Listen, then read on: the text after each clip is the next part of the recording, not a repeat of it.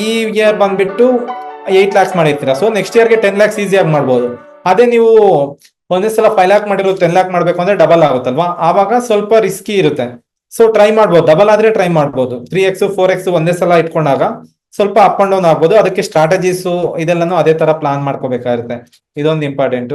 ಮತ್ತೆ ಗೋಲ್ಸ್ ನ ರಿವ್ಯೂ ಮಾಡೋದು, ಅಂದ್ರೆ ಟ್ರ್ಯಾಕ್ ಮಾಡ್ತಾ ಇರ್ಬೇಕು ಕರೆಕ್ಟ್ ಆಗಿ, ಆಗ್ತಾ ಇದೆಯಾ ಇಲ್ವಾ, ಏನ್ ಇಶ್ಯೂ ಬರ್ತಾ ಇದೆ, ಎಲ್ಲಿ ಇಶ್ಯೂ ಆಗ್ತಾ ಇದೆ, ಅದಕ್ಕೆ ಇಮಿಡಿಯೇಟ್ ಆಕ್ಷನ್ ಏನ್ ತಗೋಬಹುದು ಅದ್ರ ಬಗ್ಗೆ ವರ್ಕ್ ಮಾಡ್ಬೇಕು. Adjust your plan as needed. ಅಕಸ್ಮಾತ್ ಏನಾದ್ರು ಚೇಂಜಸ್ ಮಾಡ್ಬೇಕು ಅಂದ್ರೆ ಆಗಿಂದಾಗ್ಲೇ ಇಮಿಡಿಯೇಟ್ ಚೇಂಜಸ್ ತಗೊಳ್ಳೋದನ್ನು ಒಳ್ಳೇದು. ಆ ತರ ಪ್ಲಾನ್ ಮಾಡ್ಕೋಬಹುದು. Next ideas for earning extra income. Ideas ಏನು ಕೊಡ್ಬೋದು ಎಕ್ಸ್ಟ್ರಾ ಇನ್ಕಮ್? ಇವಾಗ ನನ್ಗೆ ಇಷ್ಟೇ ಇನ್ಕಮ್ ಅಲ್ಲಿ ಜನರೇಟ್ ಆಗ್ತಿಲ್ಲ, ಮ್ಯಾನೇಜ್ ಮಾಡೋದಕ್ಕೆ ಆಗ್ತಿಲ್ಲ. ಇವಾಗ ಗಿರೀಶ್ ಅವ್ರು ಹೇಳಿದ್ರಲ್ಲ ಅದೇ ತರ. ಅದಕ್ಕೆ ಯಾವ ತರ ಮಾಡ್ಬೋದು ಅಂದ್ರೆ ಫ್ರೀಲಾನ್ಸಿಂಗ್ ಮಾಡ್ಬೋದು, ಕನ್ಸಲ್ಟೇಷನ್ ಕೊಡ್ಬೋದು, ರೈಟಿಂಗ್, ಗ್ರಾಫಿಕ್ಸ್, ಅಂದ್ರೆ ನಿಮ್ಮ ಟ್ಯಾಲೆಂಟ್, ನಿಮ್ ಇಂಟ್ರೆಸ್ಟ್ ಏನಿದೆಯೋ ಅದ್ರ ಮೇಲೆ. ಅದರ್ವೈಸ್ ನೀವು ಸೇಲ್ಸ್ ನ ಮಾಡ್ಬೋದು, ಸೇಲ್ಸ್ ಮ್ಯಾನ್ ಆಗಿ ವರ್ಕ್ ಮಾಡ್ಬೇಕು. ಸೊ ನಿಮ್ ಕಂಪ್ನಿ ಏನ್ ರಿಲೇಟೆಡ್ ಬಿಸ್ನೆಸ್ ಮಾಡ್ತಿದ್ಯೋ ಅದ್ರ ರಿಲೇಟೆಡ್ ನಾನು ಈ ತರ ಕಸ್ಟಮರ್ಸ್ ನ, ಕ್ಲೈಂಟ್ಸ್ ನ ನಾನು ಕನ್ವರ್ಟ್ ಮಾಡ್ತೀನಿ ಸರ್, ನನ್ನ ಕಡೆಯಿಂದ ಇಷ್ಟು ಇನ್ಕಮ್ ನಿಮ್ ಕಂಪ್ನಿಗೆ ಜನರೇಟ್ ಆಗ್ತಿದೆ, ಸೊ ನನಗೆ ಇಷ್ಟು ಕಮಿಷನ್ ಕೊಡಿ ಅಂತ ನೀವು ಕೇಳ್ಬೋದು. ಅದರಿಂದ ಈಸಿಯಾಗಿ ಅವ್ರನ್ನು ಒಪ್ಕೊಂತಾರೆ. ಯಾಕಂದ್ರೆ ಇಲ್ಲಿ ವಿನ್ ವಿನ್ ಸಿಚುಯೇಷನ್ ಇದೆ, ಅವ್ರಿಗೂ ಬಿಸ್ನೆಸ್ ಬರುತ್ತೆ ಪ್ಲಸ್ ನಿಮ್ಗೂ ಕಮಿಷನ್ ಬರುತ್ತಲ್ವಾ. ಈ ತರ ಪ್ಲಾನ್ ಮಾಡ್ಕೋಬಹುದು. ಮತ್ತೆ selling hand made goods and craft, ಇದು ಅವ್ರ ಇಂಟ್ರೆಸ್ಟ್ ಮೇಲೆ ಹೋಗುತ್ತೆ. ನಾವಿಲ್ಲಿ ಆವರೇಜ್ ಆಗಿ ಹೇಳಿದೀನಿ. ಆಫರಿಂಗ್ ಟ್ಯೂಟೋರಿಂಗ್ ಆರ್ ಕೋಚಿಂಗ್, ಅಂದ್ರೆ ಈ ತರ ಕೋಚಿಂಗ್ ಸರ್ವಿಸಸ್ ಸ್ಟಾರ್ಟ್ ಮಾಡ್ಬೋದು. ಮತ್ತೆ ಫುಡ್ ಡೆಲಿವರಿ ಹೋಗ್ಬೋದು ಹುಡುಗರು ಯಾರಾದ್ರೂ ಇದ್ರೆ. ಮತ್ತೆ renting out property or room, ಅಂದ್ರೆ ನಿಮ್ದು ಏನಾದ್ರು ಪ್ರಾಪರ್ಟಿ ಖಾಲಿ ಆಗಿದ್ರೆ ಅದನ್ನ ರೆಂಟ್ ಮಾಡೋದ್ರಿಂದನೂ ಇನ್ಕಮ್ ನ ಜನರೇಟ್ ಮಾಡ್ಕೋಬಹುದು.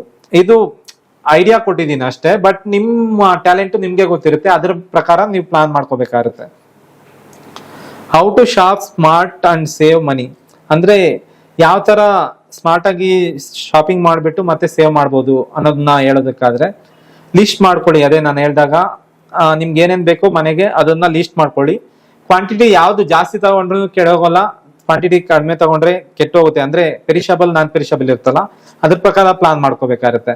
ಪೆರಿಷಬಲ್ ಬೇಗ ಕೆಡೋ ಅಂತ ಅವು ಕಡಿಮೆ ತಗೊಳ್ಳೋದೇ ಒಳ್ಳೇದು, ಯಾಕಂದ್ರೆ ಅದನ್ನ ಹೆಚ್ಚಾಗಿ ತಗೊಂಡ್ರು ಮತ್ತೆ ಥ್ರೋ ಮಾಡ್ಬೇಕಾಗುತ್ತೆ, ಆ ತರ ಪ್ರಾಬ್ಲಮ್ ಆಗುತ್ತೆ. ಮತ್ತೆ ಪ್ರೈಸಸ್, ಮತ್ತೆ ಯೂಸ್ ಕೂಪನ್ಸ್ ಅಥವಾ ಕ್ಯಾಶ್ ಬ್ಯಾಕ್ಸ್, ಏನಾದ್ರು ಕ್ಯಾಶ್ ಬ್ಯಾಕ್ಸ್ ಮತ್ತೆ ಕೂಪನ್ಸ್ ಆಪ್ಷನ್ ಇದ್ರೆ ಅದನ್ನ ತಗೋಬಹುದು. ಬಲ್ಕ್ ಆಗಿ ತಗೊಳ್ಳೋದ್ರಿಂದ, ಅಂದ್ರೆ ಇವಾಗ ಏನು ಕೆಡ್ದಿರೋ ಅಂತಹ ಐಟಮ್ ನ ಬಲ್ಕ್ ಆಗಿ ತಗೊಳ್ಳೋದ್ರಿಂದನೂ ಅಕ್ಕಿ ಅದು ಬಲ್ಕ್ ಆಗಿ ಬ್ಯಾಗ್ ತರ ತಗೊಂಡ್ರು ನಿಮ್ಗೆ ಅದ್ರಲ್ಲೂ ಸೇವಿಂಗ್ ಆಗುತ್ತೆ. ಮತ್ತೆ ಇಂಪಲ್ಸ್ ಆಫ್ ಪರ್ಚೇಸ್, ಅಂದ್ರೆ ಅನ್ನೆಸರಿ ಥಿಂಗ್ಸ್ ನ ಪರ್ಚೇಸ್ ಮಾಡೋದು ಅವಾಯ್ಡ್ ಮಾಡೋದ್ರಿಂದನೂ ನಿಮ್ಗೆ ಸೇವ್ ಆಗುತ್ತೆ ಮನಿ. ಇದೊಂದು. Next how to build and maintain an emergency fund. ಯಾವ ತರ ಎಮರ್ಜೆನ್ಸಿ ಫಂಡ್ ನ ಕ್ರಿಯೇಟ್ ಮಾಡ್ಕೋಬಹುದು ನಮ್ಮಷ್ಟು ನಾವೇ ಅಂದಾಗ, aim to save 3 to 6 months worth of expenses. ಅಂದ್ರೆ ನಮ್ಗೆ 3 to 6 month ಗೆ ಎಷ್ಟು ಎಕ್ಸ್ಪೆನ್ಸಸ್ ಅಪ್ರಾಕ್ಸಿಮೇಟ್ ಬರುತ್ತೋ ಅಷ್ಟು ಸೇವಿಂಗ್ಸ್ ಅಲ್ಲಿ ಒಂದು ಅಮೌಂಟ್ ಫಿಕ್ಸ್ಡ್ ಆಗಿ ಇಟ್ಬಿಡೋ ತರ ಫಸ್ಟ್ ಪ್ಲಾನ್ ಮಾಡ್ಕೊಂಡ್ಬಿಡ್ಬೇಕು ಒಂದು. ಮತ್ತೆ start with small and regular contributions, ಅಂದ್ರೆ ಚಿಕ್ಕ ಚಿಕ್ಕ ಅಮೌಂಟ್ ಡೈಲಿ ಬೇಸಿಸ್ ಮೇಲೆ, ವೀಕ್ಲಿ ಬೇಸಿಸ್ ಮೇಲೆ ಒಂದು ಅಕೌಂಟ್ಗೆ ಟ್ರಾನ್ಸ್ಫರ್ ಮಾಡ್ಕೊಳ್ಳೋ ತರನು ಪ್ಲಾನ್ ಮಾಡ್ಕೋಬಹುದು. ಇದೊಂದು ಐಡಿಯಾ. ಮತ್ತೆ keep fund in separate and easily accessible account, ಅಂದ್ರೆ ನೋಡೋದಕ್ಕೆಲ್ಲ ಆಪ್ಷನ್ ಇರಬೇಕು ಬಟ್ ಬಳಸೋದಕ್ಕೆ ಆಗದೆ ಇರುವಂತಹ ಅಕೌಂಟ್ ಅಲ್ಲಿ ನೀವು ಅಮೌಂಟ್ ನ ಟ್ರಾನ್ಸ್ಫರ್ ಮಾಡ್ಕೋಬೇಕಾಗುತ್ತೆ. Only use it for true emergencies, ಅಂದ್ರೆ ನಿಜವಾಗ್ಲೂ ಅದು ಎಮರ್ಜೆನ್ಸಿ ಇದ್ರೆ ಮಾತ್ರ ಅದನ್ನ ಬಳಸಿ, ಇಲ್ಲಾಂದ್ರೆ ಅದನ್ನ ಬಳಸೋದಕ್ಕೆ ಹೋಗ್ಬೇಡಿ, ಹಂಗೆ ಇಟ್ಟಿರಿ. ಅದೊಂದು. Replenish with the fund after use, ಅಂದ್ರೆ ಯಾವಾಗಾದ್ರೂ ಅಕಸ್ಮಾತ್ ಯೂಸ್ ಮಾಡಿದ್ರು ಮತ್ತೆ ಎಷ್ಟು ಯೂಸ್ ಮಾಡಿದೀವೋ ಅದನ್ನ ಇದ್ ಮಾಡ್ಕೊಂಡು ಅದನ್ನ ಮತ್ತೆ ಅದ್ರ ಟೈಮ್ಗೆ ಟ್ರಾನ್ಸ್ಫರ್ ಮಾಡ್ಕೊಳತಾರ, ಅಂದ್ರೆ ನಿಮ್ಮ ಹತ್ರ ಇದ್ದಾಗ ಅದಕ್ಕೆ ಟ್ರಾನ್ಸ್ಫರ್ ಮಾಡೋ ತರ ಪ್ಲಾನ್ ಮಾಡ್ಕೊಳ್ಳಿ. ಇದೊಂದು. ಸೊ ಇದು how to build and maintain an emergency fund, ಅಂದ್ರೆ aim for 3 to 6 months worth of expenses, ಅಂದ್ರೆ 3 to 6 months ಗೆ ಎಷ್ಟು ಎಕ್ಸ್ಪೆನ್ಸಸ್ ಆಗುತ್ತೋ ಅದನ್ನ ಸಪರೇಟ್ ಒಂದು ಅಕೌಂಟ್ ಅಲ್ಲಿ ಮೇಂಟೈನ್ ಮಾಡೋದ್ರಿಂದ ನಿಮ್ಗೆ ಎಕ್ಸ್ಪೆನ್ಸಸ್ ಟೆನ್ಷನ್ ಇರಲ್ಲ ಒಂದು. ಮತ್ತೆ ನೀವು ರೆಗ್ಯುಲರ್ ಆಗಿ ಡೇ ಬೈ ಡೇ ಮತ್ತೆ week by week particular amount ನ ಸೇವ್ ಮಾಡೋದ್ರಿಂದನೂ ಎಮರ್ಜೆನ್ಸಿ ಫಂಡ್ ನ ಕ್ರಿಯೇಟ್ ಮಾಡ್ಕೋಬಹುದು. Keep fund in the separate and easily accessible account, easy access ಮಾಡುವಂತಹ ಒಂದು ಅಕೌಂಟ್, ಅಂದ್ರೆ ಬ್ಯಾಲೆನ್ಸ್ ಎಲ್ಲ ಚೆಕ್ ಮಾಡ್ಕೊಂಡು ಮತ್ತೆ ಎಮರ್ಜೆನ್ಸಿ ಬೇಕಾದ್ರೆ ಯೂಸ್ ಮಾಡೋ ತರ. ಮತ್ತೆ ಯೂಸ್ ಮಾಡೋವಾಗ್ಲೂ ಎಮರ್ಜೆನ್ಸಿ ಇದು ಬೇಕೇ ಬೇಕಾ, ಅಂದ್ರೆ ನಿಜವಾಗ್ಲೂ ಎಮರ್ಜೆನ್ಸಿನ, ಇದು ಎಮರ್ಜೆನ್ಸಿ ಅಮೌಂಟ್ ನಿಜವಾಗ್ಲೂ ಅವಶ್ಯಕತೆ ಇದೆಯಾ ಇಲ್ವಾ ಅನ್ನೋದನ್ನ ತಿಳ್ಕೊಬೇಕಾಗುತ್ತೆ. ಸೊ ಅದನ್ನ ತಿಳ್ಕೊಳ್ದಿರ ಸ್ಪೆಂಡ್ ಮಾಡೋದು ವೇಸ್ಟ್ ಆಗುತ್ತೆ. ಸೊ ಇದನ್ನು ಪ್ಲಾನ್ ಮಾಡ್ಕೋಬೇಕಾಗುತ್ತೆ. ಮತ್ತೆ ಅದನ್ನ ರಿಪೀಟೆಡ್ ಆಗಿ ಅಕಸ್ಮಾತ್ ಬಳಸ್ಕೊಂಡಿದ್ರು ಮತ್ತೆ ಎಷ್ಟು ಬಳಸಿದ್ರು ಅಷ್ಟು ಅಮೌಂಟ್ ನ ಅದಕ್ಕೆ ಟ್ರಾನ್ಸ್ಫರ್ ಮಾಡ್ಕೋಬೇಕಾಗುತ್ತೆ. ಇದೊಂದು ನಿಮ್ಮ ಪ್ಲಾನ್ ಅಲ್ಲಿ ಇರಬೇಕು. Basics tax tips for Young and professionals ಅಂದ್ರೆ ಇಲ್ಲಿ ಟ್ಯಾಕ್ಸ್ ಯಾವ ತರ ಸೇವ್ ಮಾಡ್ಕೋಬಹುದು, ಫಸ್ಟ್ ನಿಮ್ದು ಯಾವ ಬ್ರಾಕೆಟ್ ಗೆ ಬರುತ್ತೆ, ಎಷ್ಟು ಇನ್ಕಮ್ ಜನರೇಟ್ ಮಾಡ್ತಿದ್ದೀರಾ, ಮತ್ತೆ ಟ್ಯಾಕ್ಸ್ ರಿಟರ್ನ್ಸ್ ನ ಯಾವ ತರ ಮೇಂಟೈನ್ ಮಾಡಬೇಕು, ಯಾಕೆ ಮೇಂಟೈನ್ ಮಾಡಬೇಕು, ಇದ್ರ ಬಗ್ಗೆ ಎಲ್ಲಾನು ನಾಲೆಜ್ ನೀವು ತಿಳ್ಕೊಳ್ಳೋದು ಅವಶ್ಯಕತೆ ಇರುತ್ತೆ. ಆಕ್ಚುಲಿ ಇದನ್ನ ಪರ್ಟಿಕ್ಯುಲರ್ ಆಗಿ ಚೈತ್ರ ಒಂದಿನ ಕ್ಲಾಸ್ ತಗೊಂಡು ಅದ್ರ ಬಗ್ಗೆ ಎಕ್ಸ್ಪ್ಲೇನ್ ಮಾಡ್ತಾಳೆ. ಸೊ ನಾರ್ಮಲ್ ಆಗಿ ಇದು ಟ್ಯಾಕ್ಸ್ ರಿಟರ್ನ್ಸ್ ನಮ್ಗೆ ಟ್ಯಾಕ್ಸ್ ಲ್ಯಾಬ್ ಬರ್ದಿದ್ರು ಯಾಕೆ ಫೈಲ್ ಮಾಡ್ಕೋಬೇಕು ಅನ್ನೋದ್ರ ಬಗ್ಗೆ ಅವರು ತುಂಬಾ ಇನ್ ಡೀಟೇಲ್ ಆಗಿ ಎಕ್ಸ್ಪ್ಲೇನ್ ಮಾಡ್ತಾರೆ. ಈ ಇನ್ಕಮ್ ಟ್ಯಾಕ್ಸ್ ಮಾಡ್ಕೊಳ್ಳೋದ್ರಿಂದ ನಿಮ್ಗೆ ಏನ್ ಬೆನಿಫಿಟ್ ಆಗುತ್ತಂದ್ರೆ, ಒಂದು ನ್ಯಾಷನಲೈಸ್ಡ್ ಬ್ಯಾಂಕ್ಸ್ ಅಲ್ಲಿ ಏನಾದ್ರು ಫಂಡಿಂಗ್ ತಗೋಬೇಕು ಅಂದ್ರೆ, ನೀವು ನೆಕ್ಸ್ಟ್ ಲೆವೆಲ್ ಹೋಗಿ ಬಿಸ್ನೆಸ್ ನ ಮಾಡ್ಬೇಕು ಅಂದ್ರೆ ಇನ್ಕಮ್ ಟ್ಯಾಕ್ಸ್ ರಿಟರ್ನ್ಸ್ ಕಂಪಲ್ಸರಿ ಕೇಳ್ತಾರೆ, ಮತ್ತೆ ನಿಮ್ ರಿಜಿಸ್ಟ್ರೇಷನ್ ಸರ್ಟಿಫಿಕೇಟ್ಸ್ ಎಲ್ಲ ಕೇಳ್ತಾರೆ. ಸೊ ಅದು ಇಲ್ದಿರೋದು ನಮ್ಗೆ ಲೋನ್ ಕೊಡೋತಾರ ಅಂದ್ರೆ ಲೋನ್ ಕೊಡೋದಿಲ್ಲ. ಇಲ್ಲ ಮಾರ್ಟ್ಗೇಜ್ ಯಾವ್ದಾದ್ರು ಪ್ರಾಪರ್ಟಿ ಹತ್ರ ನಿಮ್ ಹತ್ರ ಇದ್ರೆ ಅದ್ರ ಮಾರ್ಟ್ಗೇಜ್ ಮಾಡಿದ್ರು ಕೆಲವು ಬ್ಯಾಂಕ್ಸ್ ಮಾತ್ರ ಫಂಡ್ ಮಾಡ್ತಾರೆ, ಪ್ರೈವೇಟ್ ಬ್ಯಾಂಕ್ಸ್. ನ್ಯಾಷನಲೈಸ್ಡ್ ಬ್ಯಾಂಕ್ಸ್ ಹೋದ್ರೆ ಇನ್ಕಮ್ ಟ್ಯಾಕ್ಸ್ ರಿಟರ್ನ್ಸ್ ಕಂಪಲ್ಸರಿ ಬೇಕೇ ಬೇಕು ಅಂತ ಕೇಳ್ತಾರೆ. ಒಂದು ಮತ್ತೆ ನಿಮ್ ಟ್ರ್ಯಾಕಿಂಗು ನಿಮ್ ಕರೆಕ್ಟ್ ಆಗಿ ಡಾಕ್ಯುಮೆಂಟೇಶನ್ ಮೇಂಟೈನ್ ಮಾಡ್ಕೊಳ್ಳೋದ್ರಿಂದ ಅಕಸ್ಮಾತ್ ನೀವು ಲಾಸ್ ಹೋಗ್ತಿದ್ರೆ ಲಾಸ್ ನ ಕ್ಲೈಮ್ ಮಾಡ್ಬೋದು. ಲಾಸ್ ನ ಕ್ಲೈಮ್ ಮಾಡಿದಾಗ ನಿಮ್ಗೆ ಮತ್ತೆ ನೆಕ್ಸ್ಟ್ ಯಾವಾಗ ಪ್ರಾಫಿಟ್ ಜನರೇಟ್ ಆಗುತ್ತೋ ಅವಾಗ ನೀವು ಟ್ಯಾಕ್ಸ್ ನ ಅವಾಯ್ಡ್ ಮಾಡ್ಬೋದು, ಅದರಿಂದ ಸೆಟ್ ಅಪ್ ಮಾಡ್ಕೋಬಹುದು. ಇದೊಂದು ಅಡ್ವಾಂಟೇಜ್ ಇರುತ್ತೆ. ಮತ್ತೆ ಬಂದ್ಬಿಟ್ಟು understand the deductions and credits. ಏನೆಲ್ಲ ನಿಮ್ಗೆ ಇವಾಗ ಸ್ಕೂಲ್ ಫೀಸ್ ಕಟ್ತಿರಲ್ಲ, ಸ್ಕೂಲ್ ಫೀಗು, ಇನ್ಸೂರೆನ್ಸು, ಈ ತರ ಏನೇನ್ರಲ್ಲಿ ಇನ್ವೆಸ್ಟ್ ಮಾಡ್ತಿರೋ ಅದರಲ್ಲಿ ಡಿಡಕ್ಷನ್ಸ್ ಕೂಡ ನೀವು ತಗೋಬಹುದು. ಇದು income tax returns on time correct ಆಗಿ ಫೈಲ್ ಮಾಡ್ಕೊಂಡಿದ್ರೆ, ಅಥವಾ ಫೈಲ್ ಮಾಡ್ಕೊಂಡಿಲ್ಲ, ನೀವು ಟರ್ನ್ ಓವರ್ ಮಾಡ್ತಾ ಇದೀರಾ, ಇನ್ಕಮ್ ಜನರೇಟ್ ಮಾಡ್ತಿದ್ರೆ ಅಂದಾಗ ನಿಮ್ಗೆ ಐ ವ್ಯಾಲ್ಯೂ ಟ್ರಾನ್ಸಾಕ್ಷನ್ ಪ್ರಕಾರ ಏನಾದ್ರು ಇನ್ಕಮ್ ಟ್ಯಾಕ್ಸ್ ನೋಟಿಸ್ ಬಂದ್ರೆ ಅವಾಗ ಡಿಡಕ್ಷನ್ಸ್ ಏನು ಅಕ್ಸೆಪ್ಟ್ ಮಾಡಲ್ಲ. ಏನು ಇನ್ಕಮ್ ಜನರೇಟ್ ಮಾಡಿದ್ರು ಅದ್ರ ಮೇಲೆ ಟ್ಯಾಕ್ಸ್ ಎಷ್ಟಾಗುತ್ತೋ ಅಷ್ಟ್ರ ಮೇಲೆ 70% ಮತ್ತೆ ಪೆನಾಲ್ಟಿ ಅಂತಾನು ಹಾಕ್ತಾರೆ. ಸೊ ಇದನ್ನು ಮೇಂಟೈನ್ ಮಾಡ್ಬೇಕಾಗಿರುತ್ತೆ, ಇಲ್ಲಾಂದ್ರೆ ಪೆನಾಲ್ಟೀಸ್ ಪೇ ಮಾಡ್ಬೇಕಾಗುತ್ತೆ. File taxes on time. ಇವಾಗ ಟ್ಯಾಕ್ಸ್ ಸೀಸನ್ ಬಂದ್ಬಿಟ್ಟು ಜುಲೈ ಲಾಸ್ಟ್ ಡೇಟ್ ಇದೆ ನೆಕ್ಸ್ಟ್ ಮಂತ್. ಸೊ ಅದ್ರೊಳಗಡೆ ಆನ್ ಟೈಮ್ ಫೈಲ್ ಮಾಡ್ಕೊಳ್ಳೋದ್ರಿಂದ ನಿಮ್ಗೆ ಇಂಟ್ರೆಸ್ಟ್ ಪೆನಾಲ್ಟೀಸ್ ಎಲ್ಲಾನು ಅವಾಯ್ಡ್ ಆಗುತ್ತೆ. ಯಾರೆಲ್ಲ ಫೈಲ್ ಮಾಡ್ಕೊಂಡಿಲ್ವೋ ಇನ್ಕಮ್ ಟ್ಯಾಕ್ಸ್ ಅವರು ಫೈಲ್ ಮಾಡ್ಕೊಳ್ಳೋದಕ್ಕೆ ಪ್ಲಾನ್ ಮಾಡ್ಬೋದು ಇದ್ರ ಮೇಲೆ. ಮತ್ತೆ consider hiring tax professional. Tax professionals ನಿಮ್ಮ ಹತ್ರನೇ ಇದಾರೆ, ಸಾಯಿ ಫೈಲಿಂಗು, ಚೈತ್ರ ಅವ್ರಿಗೆ ಕಾಂಟ್ಯಾಕ್ಟ್ ಮಾಡ್ಬೋದು, ಇಲ್ಲ ನನಗೆ ಕಾಂಟ್ಯಾಕ್ಟ್ ಮಾಡಿದ್ರು ನಾನು ನಿಮ್ಗೆ ಅದ್ರ ರಿಲೇಟೆಡ್ ಏನಾದ್ರು ನಾಲೆಜ್ ಬೇಕಿದ್ರೆ ನಾನು ಅದ್ರ ಬಗ್ಗೆ ಎಕ್ಸ್ಪ್ಲೇನ್ ಮಾಡ್ತೀನಿ. ಸೊ ಇದೆಲ್ಲ ಡೇ 3 ಬಗ್ಗೆ.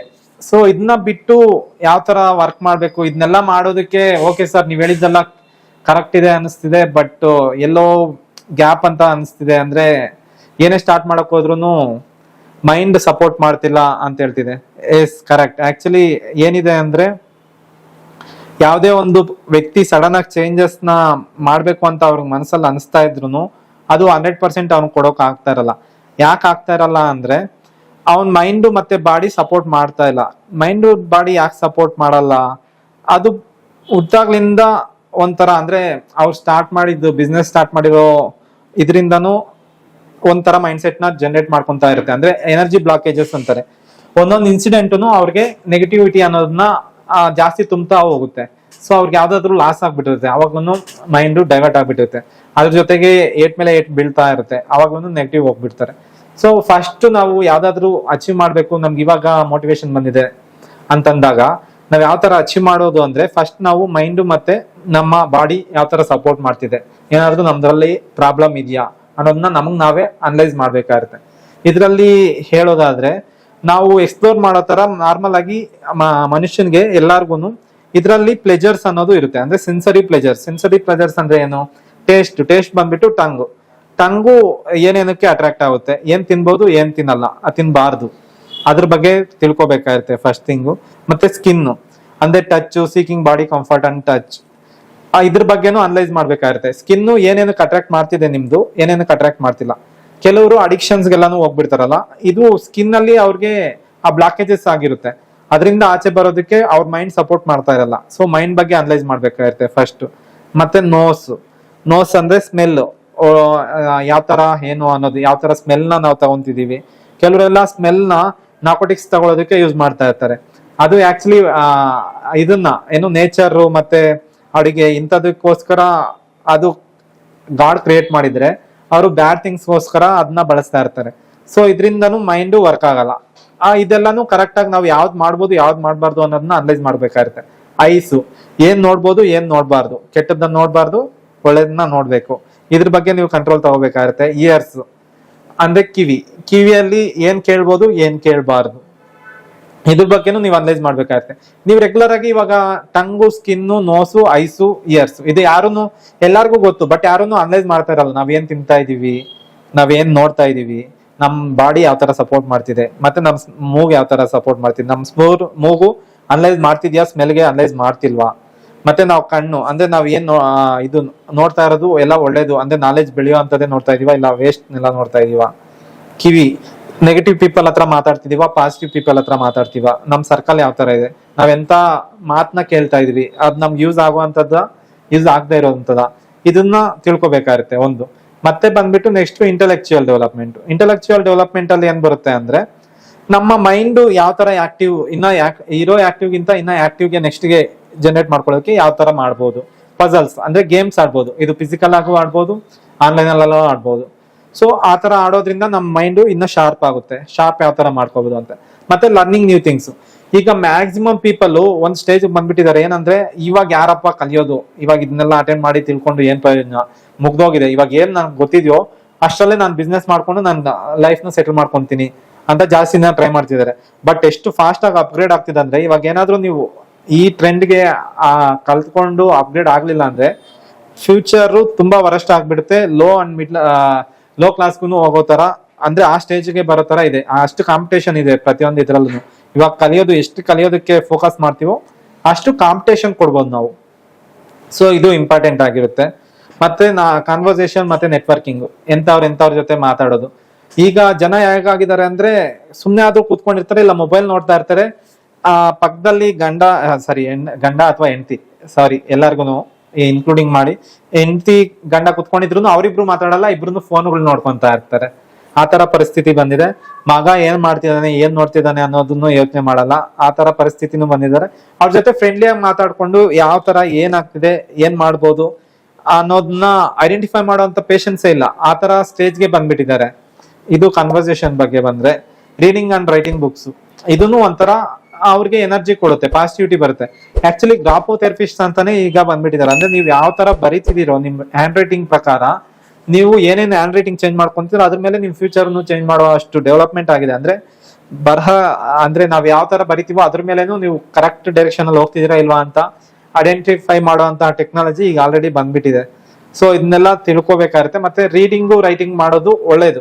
ಆ ಏಜ್ ಬಗ್ಗೆ ಮ್ಯಾಟರ್ ಅಲ್ಲ. ನಿಮ್ಗೆ ಏನ್ ಅನಿಸ್ತಿದೆ, ನಿಮ್ ಮೈಂಡ್ ಯಾವ ಸಿಚುವೇಶನ್ ಅಲ್ಲಿ ಯಾವ ತರ ಥಿಂಕ್ ಮಾಡ್ತಿದೆ, ನೆಗೆಟಿವ್ ಜಾಸ್ತಿ ಥಿಂಕ್ ಮಾಡ್ತಿದ್ಯಾ, ಪಾಸಿಟಿವ್ ಜಾಸ್ತಿ ಥಿಂಕ್ ಮಾಡ್ತಿದ್ಯಾ, ಇದ್ರ ಬಗ್ಗೆ ಎಲ್ಲ ಅನಲೈಸ್ ಮಾಡ್ಕೊಂಡಾಗ ನೀವು ಈಸಿಯಾಗಿ ನಿಮ್ ಬಗ್ಗೆ ನೀವು ಅನಲೈಸ್ ಮಾಡ್ಕೊಂಡಾಗ, ನಿಮ್ ಬಾಡಿ ನಿಮ್ ಮೈಂಡ್ ಕರೆಕ್ಟ್ ಆಗಿ ಕಂಟ್ರೋಲ್ ತಗೊಂಡಾಗ ನೀವ್ ಎಂತದ್ನೇ ಬೇಕಾದ್ರೂ, ಏಜ್ ಮ್ಯಾಟರ್ ಅಲ್ಲ, ಎಂತದ್ನೇ ಬೇಕಾದ್ರೂ ಅಚೀವ್ ಮಾಡ್ಬೋದು. ಬಟ್ ಇವನ್ನ ನೀವು ಫಸ್ಟ್ ಅನಲೈಸ್ ಮಾಡ್ಕೋಬೇಕಾಗುತ್ತೆ, ಇದು ಇಂಪಾರ್ಟೆಂಟ್.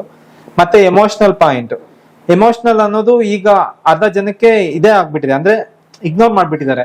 ಫೀಲಿಂಗ್ಸ್ ಅನ್ನೋದೇ ಬರಲ್ಲ. ಯಾರಾದ್ರೂ ಕಷ್ಟ ಆಗ್ತಿದೆ, ಅವ್ರು ಕಷ್ಟ ಪಡ್ತಿದ್ದಾರೆ, ಅವ್ರಿಗೆ ಆಕ್ಸಿಡೆಂಟ್ ಆಗಿದೆ ಅಂದ್ರೂ ಬಿಟ್ಬಿಟ್ಟು ನಮ್ಗೆ ಯಾಕೆ ಬಿಡಪ್ಪ ಅಂತ ಹೋಗ್ಬಿಡೋ ಅಂತವ್ರು ಇದಾಗಿದ್ದಾರೆ. ಮತ್ತೆ ಮನೆ ಆಚೆ ಯಾವಾಗ್ಲೂ ಒಂದ್ ನಾಯಿ ನಿಮ್ಮನ್ನ ಕಾಯ್ತಾ ಇರುತ್ತೆ ನಿಮ್ ಮನೇನ. ಸೊ ಅದಕ್ಕೆ ಸ್ವಲ್ಪ ಫುಡ್ ಕೊಡೋದಕ್ಕೂ ಯೋಚನೆ ಮಾಡಲ್ಲ. ಆ ತರ ಪರಿಸ್ಥಿತಿಗೆ ಬಂದ್ಬಿಟ್ಟಿದ್ದಾರೆ, ಓಡಿಸ್ಬಿಡ್ತಾರೆ ಬೇಕಾದ್ರೆ ಮನೆಯಿಂದ. ಈ ತರ ಜನನೂ ಇದಾರೆ. ಮತ್ತೆ ಗಾಡಿಗಳಲ್ಲಿ ಹೋಗ್ತಾ ಇರ್ತಾರೆ, ಹೈವೇಸ್ ಅಲ್ಲಿ ಪಾಪ ಅವು ಗೊತ್ತಿಲ್ದಿರೋ ಇದ್ ಮಾಡ್ತಾ ಇರ್ತಾರೆ, ರೋಡ್ ಕ್ರಾಸು ಹೊಡ್ಕೊಂಡೇ ಹೋಗ್ಬಿಡ್ತಾರೆ. ಸ್ವಲ್ಪ ಕಂಟ್ರೋಲ್ ಮಾಡ್ಬೇಕು ಅನ್ನೋ ಮನುಷ್ಯತ್ವನೇ ಇಲ್ದಿರ ಆ ತರ ಜನ ಕ್ರಿಯೇಟ್ ಆಗ್ಬಿಡ್ತಿದ್ದಾರೆ. ಈ ತರದಿಂದ ಆಚೆ ಬರ್ಬೇಕು. ಮತ್ತೆ ಫ್ರೆಂಡ್ಶಿಪ್, ರಿಲೇಶನ್ಶಿಪ್ ಅನ್ನೋದನ್ನ ಸ್ವಲ್ಪ ಬಿಲ್ಡ್ ಮಾಡ್ಕೋಬೇಕಾಗೈತೆ. ಅಟ್ಲೀಸ್ಟ್ ಬೇರೆ ಎಲ್ಲ ಕವರ್ ಮಾಡ್ಕೊಳ್ಳಿ ಅಂತ ಹೇಳ್ತಿಲ್ಲ. ನಿಮ್ ಫ್ಯಾಮಿಲಿ, ನಿಮ್ ಹಸ್ಬೆಂಡ್ ಫ್ಯಾಮಿಲಿ, ಅವ್ರ ಅಕ್ಕ, ತಂಗಿ, ಅಮ್ಮ, ಇವೆಲ್ಲ ಒಂದು ಅನ್ನೋ ತರ ನೀವ್ ಯಾವಾಗ ಟ್ರೀಟ್ ಮಾಡಕ್ ಸ್ಟಾರ್ಟ್ ಮಾಡ್ಕೊಂತೀರೋ, ನಿಮ್ಮನ್ನ ನೋಡಿ ಬೇರೆಯವರು ಕಲಿಯೋದಕ್ಕೆ ಸ್ಟಾರ್ಟ್ ಮಾಡ್ತಾರೆ. ಇವಾಗ ಈ ರಿಲೇಶನ್ಶಿಪ್ಸ್ ಯಾವ ತರ ಆಗಿದೆ ಅಂದ್ರೆ ಎಲ್ಲ ಡಿವೈಡ್ ಆಗ್ಬಿಟ್ಟು ನಂದಿಷ್ಟು ಅಂತ ಫಿಕ್ಸ್ ಆಗ್ಬಿಟ್ಟು ಅವ್ರವ್ರೇ ಎನಿಮೀಸ್ ಆಗ್ಬಿಟ್ಟು ಬೇರೆಯವ್ರಿಗೆ ಅವಕಾಶ ಕೊಡ್ತಿದ್ದಾರೆ. ಬೇರೆಯವರು ಅವರಿಂದ ಅಡ್ವಾಂಟೇಜ್ ತಗೊಳ್ಳೋದಕ್ಕೆ ಸ್ಟಾರ್ಟ್ ಮಾಡ್ತಿದ್ದಾರೆ. ಇದರಿಂದ ಆಚೆ ಬರ್ಬೇಕು. ಮತ್ತೆ ಲವ್ ಅನ್ನೋದು ಕೊಡ್ಬೇಕಾಗತ್ತೆ, ಮಕ್ಕಳಿಗೆ ಆಗ್ಲಿ, ಹೆಂಡತಿಗೆ ಆಗ್ಲಿ, ರಿಲೇಷನ್ಸ್ಗೆ ಆಗ್ಲಿ.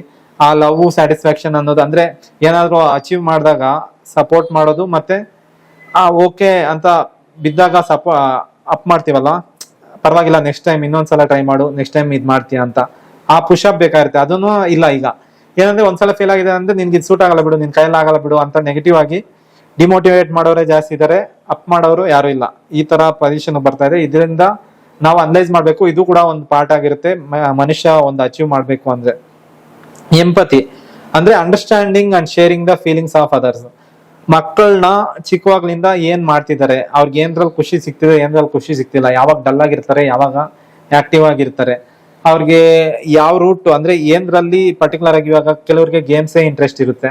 ಸೊ ಅವ್ರಿಗೆ ಗೇಮ್ಸ್ ವಿತ್ ಎಜುಕೇಶನ್ ಯಾವ ತರ ಪ್ಲಾನ್ ಮಾಡ್ಬೋದು, ಸಪೋರ್ಟ್ ಮಾಡ್ಬೋದು, ಫೈನಾನ್ಷಿಯಲ್ ಕಂಡೀಷನ್ಸ್ ನ ಯಾವ ತರ ತೋರ್ಸೋದು, ಅವ್ರಿಗೆ ನಮ್ ಕಷ್ಟ ಹೇಗಿದೆ, ನಾವ್ ಏನ್ ಮಾಡ್ತಾ ಇದೀವಿ ಅದನ್ನೆಲ್ಲಾನು ಅವ್ರಿಗೂ ತಿಳಿಸ್ಬೇಕಾಗುತ್ತೆ. ಕೆಲವು ಟೈಮ್ ಅವ್ರ ಕಷ್ಟ ಅನ್ನೋದೇ ತೋರಿಸ್ತಾ ಇರಲ್ಲ, ಎಷ್ಟೋ ಕಷ್ಟ ಇದ್ರು ಮಕ್ಳಿಗೆ ಕಷ್ಟ ತೋರಿಸ್ತಾ ಇರಲ್ಲ. ಅವಾಗ ಏನಾಗುತ್ತೆ ಅಂದ್ರೆ ಅವರು ಕಷ್ಟನ ನೋಡದೆ ಬೆಳೆದಿರ್ತಾರಲ್ಲ, ಒಂದೇ ಸಲ ಏನಾದ್ರು ಸಡನ್ ಆಗಿ ದೊಡ್ಡ ಕಷ್ಟ ಬಂದಾಗ ಡಿಪ್ರೆಷನ್ಗೆ ಹೋಗ್ಬಿಡ್ತಾರೆ. ಇದು ಒಂದು ತಿಳ್ಕೊಬೇಕಾಗಿರುತ್ತೆ ಈಗಿರೋ ಇವರು. ಮತ್ತೆ ಬಂದ್ಬಿಟ್ಟು ಸ್ಪಿರಿಚುವಲ್ ಡೆವಲಪ್ಮೆಂಟ್. ಸ್ಪಿರಿಚುವಲ್ ಅನ್ನೋದನ್ನು ಮರ್ತೋಗಿದ್ದಾರೆ. ಮೆಡಿಟೇಷನ್ ಯೋಗ ಸ್ಟಾರ್ಟಿಂಗ್ ಅಲ್ಲಿ ಜಾಸ್ತಿ ಮಾಡಿರೋರೆ ಇವಾಗ ಸಡನ್ ಆಗಿ ನಿಲ್ಸೇ ಬಿಟ್ಟಿಟ್ಟಿದ್ದಾರೆ, ಝೀರೋ ಆಗ್ಬಿಟ್ಟಿದೆ. ಅದ್ ಯಾಕಾಗಿದೆ ಅಂತಾನೆ ಐಡೆಂಟಿಫೈ ಮಾಡ್ಕೊಂತಾರಲ್ಲ. ಬಟ್ ಇದನ್ನ ಕಂಟಿನ್ಯೂಸ್ ಮಾಡ್ಕೊಂಡಾಗ ನಿಮ್ಗೆ ಚೇಂಜಸ್ ಒನ್ ಬೈ ಒನ್ ಬರೋದಕ್ಕೆ ಸ್ಟಾರ್ಟ್ ಆಗುತ್ತೆ. ಇದನ್ನ ಮೆಡಿಟೇಷನ್ ಮಾಡೋದನ್ನ ಪ್ರಾಕ್ಟೀಸ್ ಮಾಡಬೇಕು. ಅಟ್ಲೀಸ್ಟ್ 10 ಮಿನಿಟ್ಸ್ 5 ಮಿನಿಟ್ಸ್ ಮಾಡಿದ್ರು ಎಷ್ಟೋ ಲಾಂಗ್ ಟರ್ಮ್ ಅಲ್ಲಿ ಇದು ರಿಸಲ್ಟ್ಸ್ ಬರೋದಕ್ಕೆ ಸ್ಟಾರ್ಟ್ ಆಗುತ್ತೆ. ಇದನ್ನೆಲ್ಲ ನಾನು ಮಾಡಿರ್ಲಿಲ್ಲ ಒಂದ್ ಟೈಮಲ್ಲಿ. ಇವಾಗ ಇದ್ರ ಬಗ್ಗೆ ಎಲ್ಲ ವರ್ಕ್ ಮಾಡೋದ್ರಿಂದ ನನಗೂ ಅನಲೈಸ್ ಆಗ್ತಿದೆ. ಸೊ ನಾನೊಬ್ನೇ ಡೆವಲಪ್ ಆಗೋದಲ್ಲ, ಇಲ್ಲಿ ನಮ್ ಜೊತೆ ಯಾರ್ಯಾರು ಇರ್ತಾರೋ ಅವ್ರು ಡೆವಲಪ್ ಆಗ್ಬೇಕು ಅಂತ ನಾನು ಇದನ್ನ ಶೇರ್ ಮಾಡ್ತಾ ಇದ್ದೀನಿ. ಮತ್ತೆ ಪ್ರೇಯರ್, ಗಾಡ್ಗೆ ಪ್ರೇ ಮಾಡೋದು, ಹೈಯರ್ ಪವರ್ ಮೇಲೆ ನಂಬಿಕೆ ಇಡೋದು, ಇದು ಕೂಡ ಒಂದು ಇಂಪಾರ್ಟೆಂಟ್. ಯಾಕಂದ್ರೆ ಹೈಯರ್ ಪವರ್ ಅನ್ನೋದು ನಿಜ. ನಮ್ಮ ಪೂರ್ವಿಕರೆಲ್ಲಾನು ಯಾವ ತರ ಮೇಂಟೈನ್ ಮಾಡ್ಕೊಂಡ್ ಬಂದಿದ್ರು, ಅವ್ರಿಗೆಲ್ಲ ಎಷ್ಟೇ ಕಷ್ಟಗಳಿದ್ರು ನಮ್ಮನ್ನ ಬೆಳೆಸಿ ಈ ಲೆವೆಲ್ ತಂದಿದ್ದಾರೆ ಅಂದ್ರೆ ಅವರು ದೇವ್ರ ಮೇಲೆ ಇಟ್ಟಿರೋ ನಂಬಿಕೆ. ಅದನ್ನ ಆಕ್ಚುಲಿ ಕಲ್ಚರ್ ಇದ್ರ ಬಗ್ಗೆ ಏನಾದ್ರು ಸ್ಟಡಿ ಮಾಡಕ್ ಹೋದ್ರೆ ಬುಕ್ಸ್ ಅದು ಅದ್ರ ಬಗ್ಗೆ ಇನ್ನ ಡೀಟೇಲ್ ಆಗಿ ಹೋಗ್ತಾ ಇರ್ಬೇಕು ಅಂತ ಇಂಟ್ರೆಸ್ಟ್ ಬಂದ್ಬಿಡುತ್ತೆ. ಸೊ ಇದ್ರ ಬಗ್ಗೆ ನಂಬಿಕೆ ಇಡೋದು ಒಳ್ಳೇದು. ಯಾರಿಗಾದ್ರು ದೇವ್ರ ಮೇಲೆ ನಂಬಿಕೆ ಇಲ್ಲ ಅಂದ್ರೆ ಅದು ಸುಳ್ಳು. ಪ್ರತಿಯೊಂದು ಇವಾಗ ಕೆಟ್ಟದ್ದು ಹೆಂಗಿದ್ಯೋ ಹಂಗೆ ಒಳ್ಳೇದನ್ನು ಇದೆ. ದೇವ್ರ ಮೇಲೆ ನಂಬಿಕೆ ಅನ್ನೋದು ಇಡ್ಲೇಬೇಕಾಗುತ್ತೆ. ಅದು 100% ನಿಜ ಅಂತ ನಾನು ನಂಬ್ತೀನಿ. ಇನ್ನರ್ ಪೀಸ್ ಅಂದ್ರೆ ನಾವು ಸ್ಯಾಟಿಸ್ಫ್ಯಾಕ್ಷನ್ ಇದೆಯಾ ಇಲ್ವಾ, ನಾವ್ ಮಾಡ್ತಾ ಇರೋದು ಕರೆಕ್ಟ್ ಇದೆಯಾ ಇಲ್ವಾ. ನನ್ಗಿವಾಗ ಕಂಪೇರ್ ಮಾಡ್ಕೊಂಡ್ರೆ ಕೋಚಿಂಗು ಕೆಲವರೆಲ್ಲ ಹೇಳಿದ್ರು ಇದು ಸ್ವಲ್ಪ ಟ್ರಿಕ್ಕಿ ಇದೆ, ಜನ ಇನ್ನ ರೀಚ್ ಆಗ್ತಿಲ್ಲ, ಅಪ್ಗ್ರೇಡ್ ಆಗಿಲ್ಲ, ಅದು ಇದು ಅಂತ ಹೇಳಿದ್ರು. ಬಟ್ ನಾನು ಇದನ್ನೇ ಯಾಕೆ ಮಾಡ್ತಾ ಇದ್ದೀನಿ ಅಂದ್ರೆ ನನ್ಗೆ ಇದು ಪ್ಯಾಷನ್ ಆಗಿದೆ. ಅಂದ್ರೆ ನನ್ಗೆ ಇದ್ರಲ್ಲಿ ಹ್ಯಾಪಿನೆಸ್ ಸಿಗ್ತಿದೆ. ಸೊ ಇದನ್ನಾನು ಮಾಡ್ತಿದ್ದೀನಿ. ಮತ್ತೆ ನಾನು ಇನ್ನ 2-3 ಬಿಸ್ನೆಸ್ ನಾನು ಮೇಂಟೈನ್ ಮಾಡ್ತಿದ್ದೀನಿ. ಸೊ ನನಗೆ ಬಿಸ್ನೆಸ್ ಪರವಾಗಿ ನನ್ಗೆ ಏನ್ ಬೇಕೋ ಅದನ್ನ ಅದ್ರಲ್ಲಿ ಮಾಡ್ತೀನಿ. ಬಟ್ ಇದನ್ನ ನಾನು ನನ್ನ ಸೆಲ್ಫ್ ಪ್ಯಾಷನ್ ಆಗಿ ವರ್ಕ್ ಮಾಡ್ತೀನಿ. ಬಟ್ ನನ್ಗೆ ಇದು ಎಂಕ್ವೈರೀಸು ಬರ್ತಿದೆ, ಪಾಸಿಟಿವ್ ರಿಸಲ್ಟ್ಸ್ ಇದೆ, ಒಳ್ಳೆ ಕಾಂಟ್ಯಾಕ್ಟ್ಸು ಸಿಗ್ತಿದೆ. ಲಾಂಗ್ ಟರ್ಮ್ ಅಲ್ಲಿ ನಾನು ಬೇರೆ ಸ್ಟೇಟ್ಸ್ ಅಲ್ಲೆಲ್ಲಾನು ಇದ್ ಮಾಡಿದೀನಿ, ಅಂದ್ರೆ ಫ್ರೆಂಡ್ಸು ಈ ತರ ನೆಟ್ವರ್ಕ್ ಬೆಳೆಸಿದೀನಿ. ಸೊ ಬಿಗ್ ಅಂದ್ರೆ ಏಮ್ ಫಾರ್ ದ ಬಿಗ್ ಅನ್ನೋ ತರ ಗೋಲ್ ದೊಡ್ಡದಾಗಿ ಇಟ್ಕೊಂಡಾಗ ಸ್ಟಾರ್ಟಿಂಗ್ ಅಲ್ಲಿ ನಾವು ಫೇಸ್ ಮಾಡ್ಬೇಕಾಗುತ್ತೆ ಕೆಲವು ಇಶ್ಯೂಸ್ ಎಲ್ಲಾನು. ಬಟ್ ಪ್ರಾಕ್ಟೀಸು ಮತ್ತೆ ಕನ್ಸಿಸ್ಟೆನ್ಸಿ ಒಂದು ಇಂಪಾರ್ಟೆಂಟ್ ಆಗಿರುತ್ತೆ ಇದರಲ್ಲಿ. ಇದನ್ನ ನಾನು ನಂಬ್ತೀನಿ. ನೆಕ್ಸ್ಟ್ ಬಂದ್ರೆ ಅಚೀವ್ಮೆಂಟ್ ಅಂಡ್ ಸಕ್ಸಸ್. ಇದು ಏನಂದ್ರೆ ಗೋಲ್ಸ್ ಚಿಕ್ಕದಾಗಿ ಇಟ್ಕೊಂಡು ಅದನ್ನ ಅಚೀವ್ಮೆಂಟ್ ಮಾಡಿ ಸೆಲೆಬ್ರೇಟ್ ಮಾಡ್ಕೊಳ್ಳೋದು ಒಂಥರ ಹ್ಯಾಪಿನೆಸ್ ಅನ್ಸುತ್ತೆ. ಇದನ್ನ ಕಾಂಟ್ರಿಬ್ಯೂಷನ್ ಕೊಡ್ಬೇಕು. ಅಂದ್ರೆ ಯಾರಾದ್ರೂ ಈಗ ಒಬ್ರು ಅಚೀವ್ ಮಾಡಿದಾರೆ ಅಂದ್ರೆ ಅವ್ರಿಗೆ ಅಪ್ರಿಷಿಯೇಟ್ ಕೊಡೋದನ್ನು ಒಂಥರ ಅಚೀವ್ಮೆಂಟ್ಗೆ ಅವ್ರಿಗೆ ಸೆಲ್ಫ್ ಸ್ಯಾಟಿಸ್ಫ್ಯಾಕ್ಷನ್ ಸಿಗುತ್ತೆ. ಸೊ ಏನಾದ್ರೂ ಅಚೀವ್ ಮಾಡಿದಾಗ ಸೆಲೆಬ್ರೇಟ್ ಮಾಡ್ಕೋಬೇಕು. ಮತ್ತೆ ಗೋಲ್ಸ್ ನ ಸೆಟ್ ಮಾಡ್ಕೊಂಡು ಅದನ್ನ ಅಚೀವ್ ಮಾಡೋದ್ರ ಪ್ರೋಸೆಸ್ ನ ರಿವ್ಯೂ ಮಾಡೋದು ಒಂಥರ ಸ್ಯಾಟಿಸ್ಫ್ಯಾಕ್ಷನ್ ಸಿಗುತ್ತೆ. ಸಕ್ಸಸ್ ಅಂಡ್ ರೆಕಗ್ನಿಷನ್ ಅಂದ್ರೆ ಬೇರೆ ಬೇರೆ ಕಡೆ ಹೋದಾಗ ಅವ್ರು ಏನಾದ್ರು ನೀವು ಪಾರ್ಟಿಸಿಪೇಟ್ ಮಾಡಿರೋದಕ್ಕೆ ಗ್ರಾಟಿಟ್ಯೂಡ್ ಆಗಿ, ಅಥವಾ ನೀವು ಗೇಮೇ ಆಡಿದ್ರೆ ಅದಕ್ಕೆ ಒಂದು ಸರ್ಟಿಫಿಕೇಟ್ ಇಶ್ಯೂ ಮಾಡ್ತಾರಲ್ಲ, ನಮ್ಗೆ ದುಡ್ಡುಗಿಂತನೂ ಆ ಸರ್ಟಿಫಿಕೇಶನ್ ಅಲ್ಲಿ ಜಾಸ್ತಿ ಸ್ಯಾಟಿಸ್ಫ್ಯಾಕ್ಷನ್ ಬರುತ್ತೆ ಅಲ್ವಾ. ಇದನ್ನಾನು ಮಾಡೋದು ಇಂಪಾರ್ಟೆಂಟ್ ಆಗಿರುತ್ತೆ. ಈಗ ಏನಂದ್ರೆ ಪಾರ್ಟಿಸಿಪೇಷನ್ ಮಾಡೋದೇ ಬಿಟ್ಬಿಟ್ಟಿದ್ದಾರೆ ಗೇಮ್ಸ್ ಬೇರೆದಕ್ಕೆಲ್ಲಾನು. ಮತ್ತೆ ಅವ್ರ ಗೋಲ್ಸ್ ಇಟ್ಕೊಂಡಿರೋದು ಅಚೀವ್ ಆದ್ರೆ ಅದನ್ನ ಸೆಲೆಬ್ರೇಟ್ ಮಾಡ್ಕೊಳ್ಳೋದಕ್ಕೂ ಹಿಂದೆ ಮುಂದೆ ನೋಡ್ತಾ ಇದ್ದಾರೆ. ಸೊ ಇದೆಲ್ಲ ಚಿಕ್ಕದನ್ನಾನು ಸೆಲೆಬ್ರೇಟ್ ಮಾಡ್ಕೊಂಡಾಗ ನಿಮ್ ಪಾಸಿಟಿವಿಟಿ ಜಾಸ್ತಿ ಆಗುತ್ತೆ. ನಾವು ಚಿಕ್ಕ ವಿಷಯಕ್ಕೂ ನಾವು ಸೆಲೆಬ್ರೇಟ್ ಮಾಡ್ತೀವಿ. ಏನಾದ್ರು ನಾವು ಪಾಸಿಟಿವ್ ಥಿಂಗ್ ನಮ್ಮ ಆಫೀಸಲ್ಲಿ ನಮ್ಮ ಮನೆಯಲ್ಲಿ ಏನಾದ್ರು ಆದ್ರೆ, ಔಟಿಂಗ್ ಹೋಗೋದು, ಮೂವಿಗೆ ಹೋಗೋದು, ಅಥವಾ ಆಫೀಸಲ್ಲಿ ಯಾರಾದ್ರೂ ಒಳ್ಳೆ ಬಿಸ್ನೆಸ್ ತಂದಿದ್ರೆ ಅವ್ರಿಗೆ ಅಪ್ರಿಸಿಯೇಷನ್ ಕೊಟ್ಟು ಅವ್ರಿಗೆ ಏನಾದ್ರು ಸೆಲೆಬ್ರೇಷನ್ ಮಾಡೋದು, ಆ ತರ ಎಲ್ಲಾನು ಪ್ಲಾನ್ ಮಾಡ್ತೀವಿ. ಸೊ ಈ ತರ ಎಲ್ಲಾರನ್ನು ಮಾಡ್ಕೋಬೇಕಾಗುತ್ತೆ. ಇದರಲ್ಲಿ ಪರ್ಸನಲ್ ಆಗು ಅಷ್ಟೇ, ಬಿಸ್ನೆಸ್ ಲೆವೆಲ್ ಆಗಲು ಅಷ್ಟೇ ಇದು ನಿಮ್ಗೆ ಬೆನಿಫಿಟ್ ಸಿಗುತ್ತೆ. ಮತ್ತೆ ಅಸ್ಥೆಟಿಕ್ ಅಪ್ರಿಸಿಯೇಷನ್ ಅಂದ್ರೆ ಇದ್ರಲ್ಲಿ ಏನೇನ್ ಬರುತ್ತೆ ಅಂದ್ರೆ ಆರ್ಟ್ ಬಗ್ಗೆ ಎನ್ಕರೇಜ್ ಮಾಡೋದು. ಆರ್ಟ್ ಅನ್ನೋದು ತುಂಬಾ ಕಡಿಮೆ ಆಗ್ಬಿಟ್ಟಿದೆ ಈಗ. ಆರ್ಟ್ಸ್ ಬಗ್ಗೆ ಎನ್ಕರೇಜ್ ಮಾಡೋದು, ಅದು ಯಾವ ತರ ಏನು ಅಂತ ಕಲಿಯೋದು. ಮತ್ತೆ ಬ್ಯೂಟಿ ಆಫ್ ನೇಚರ್, ಬೇರೆ ಬೇರೆ ಪ್ಲೇಸಸ್ಗೆ ಹೋಗ್ಬಿಟ್ಟು ವಿಸಿಟ್ ಮಾಡ್ಬಿಟ್ಟು ಅಲ್ಲಿ ಏನ್ ಸ್ಪೆಷಲೈಸೇಷನ್ ಇದೆ, ಜನ ಯಾವ ತರ ಲೀವ್ ಮಾಡ್ತಾರೆ, ಮತ್ತೆ ಆ ತರ ಫುಡ್ ಏನು, ಅಲ್ಲಿ ಸ್ಪೆಷಲ್ ಫುಡ್ ಏನು, ಅದನ್ನೆಲ್ಲಾನು ಎಂಜಾಯ್ ಮಾಡೋದು ಕೂಡ ಒಂಥರ ನಿಮ್ಗೆ ಬಾಡಿಗೆ ನಿಮ್ಮ ಮೈಂಡ್ಗೆ ರಿಲ್ಯಾಕ್ಸೇಷನ್ ಕೊಡುತ್ತೆ. ಮತ್ತೆ ಲಿಟ್ರೇಚರ್ ಬಗ್ಗೆ ತಿಳ್ಕೊಳ್ಳೋದು. ದೇವಸ್ಥಾನಕ್ಕೆ ಹೋಗ್ತೀವಿ ನಾವು, ಬಟ್ ಅದ್ರ ಗೋಡೆಗಳ ಮೇಲೆ ಎಲ್ಲ ಬರೆದಿರ್ತಾರಲ್ಲ ಅದ್ರ ಬಗ್ಗೆ ಅನಲೈಸೇ ಮಾಡಲ್ಲ. ಮತ್ತೆ ಆ ದೇವಸ್ಥಾನದ ಹಿಸ್ಟ್ರಿ ಏನು ಅನ್ನೋದು ತಿಳ್ಕೊಳ್ಳೋದೇ ಇಲ್ಲ ಜಾಸ್ತಿ ಜನ. ಇದ್ರ ಬಗ್ಗೆನೂ ಅನಲೈಸ್ ಮಾಡೋದು ಇಂಪಾರ್ಟೆಂಟ್. ಅದರಿಂದನೂ ನಿಮ್ ಬಾಡಿಗೆ ಮತ್ತೆ ಮೈಂಡ್ಗೆ ಕೆಲಸ ಸಿಗುತ್ತೆ. ಅದರಿಂದ ನಿಮ್ ಪಾಸಿಟಿವ್ ರಿಸಲ್ಟ್ಸ್ ಆಟೋಮೆಟಿಕ್ ಜನರೇಟ್ ಆಗೋಕೆ ಚಾನ್ಸಸ್ ಸಿಗುತ್ತೆ. ಮತ್ತೆ ಬಂದು ಆಲ್ಟ್ರಿಸ್ಟಿಕ್ ಅಂತ ಡೆವಲಪ್ಮೆಂಟ್ ಅಂತಾರೆ. ಇದ್ರಲ್ಲಿ ಏನೆಲ್ಲ ಬರುತ್ತೆ ಅಂದ್ರೆ, ನೀವೇನೇ ಮಾಡಿದ್ರು, ಎಷ್ಟೇ ಅರ್ನ್ ಮಾಡಿದ್ರು ಕಾಂಟ್ರಿಬ್ಯೂಷನ್ ಅನ್ನೋದು ಇಂಪಾರ್ಟೆಂಟ್ ಆಗಿರುತ್ತೆ. ಅಂದ್ರೆ what is to the public ಅಂತ. ಪಬ್ಲಿಕ್ ಅಂದ್ರೆ ಇಲ್ಲಿ ಬರೀ ಜನನೇ ಅಂತಲ್ಲ, ಹ್ಯೂಮನ್ ಬೀಯಿಂಗ್, ಅನಿಮಲ್ಸು ಆಗುತ್ತೆ, ಮತ್ತೆ ನೇಚರು ಆಗುತ್ತೆ, ಮತ್ತೆ surrounding for the development of the country ಏನ್ ಮಾಡ್ತಿದ್ದೀರಾ ಅನ್ನೋದನ್ನು ಇಂಪಾರ್ಟೆಂಟ್ ಆಗಿರುತ್ತೆ.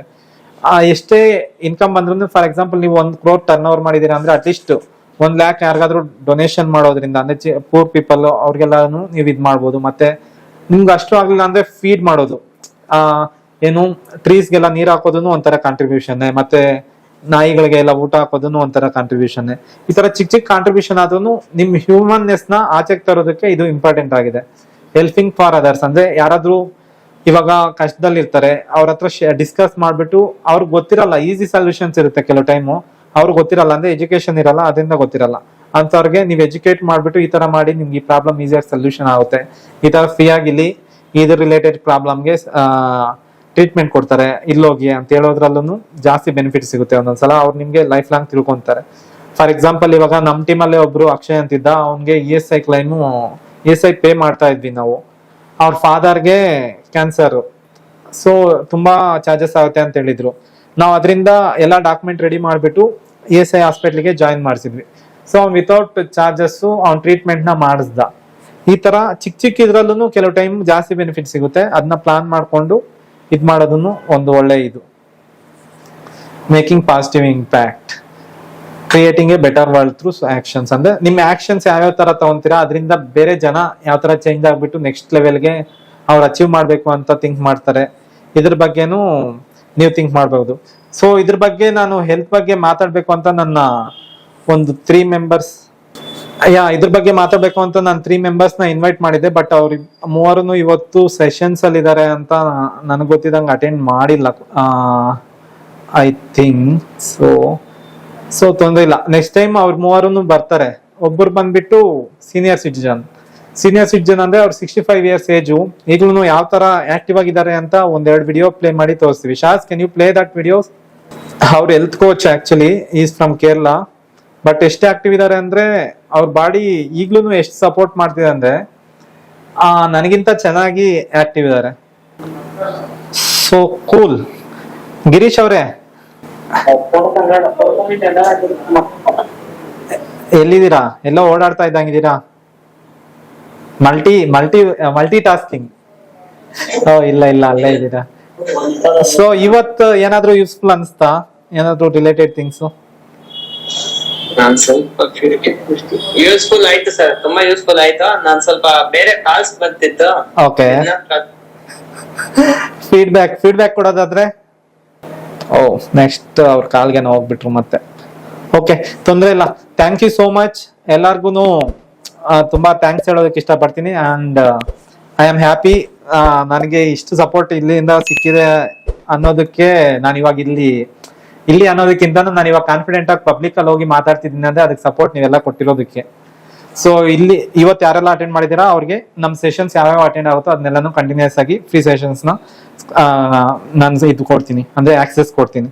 Thank you so much. And Abhi, ಇವತ್ತು ಯಾರೆಲ್ಲ ಅಟೆಂಡ್ ಮಾಡಿದಾರೋ ಅವ್ರಿಗೆ ಲಿಸ್ಟ್ ಮಾಡ್ಕೊಂಡಿರೋ ಅಭಿ ಒಂದು, ಅದ್ರ ಪ್ರಕಾರ ನಾವು ಇದು ಮಾಡೋಣ. Okay, thank you. Good day and good night. Bye.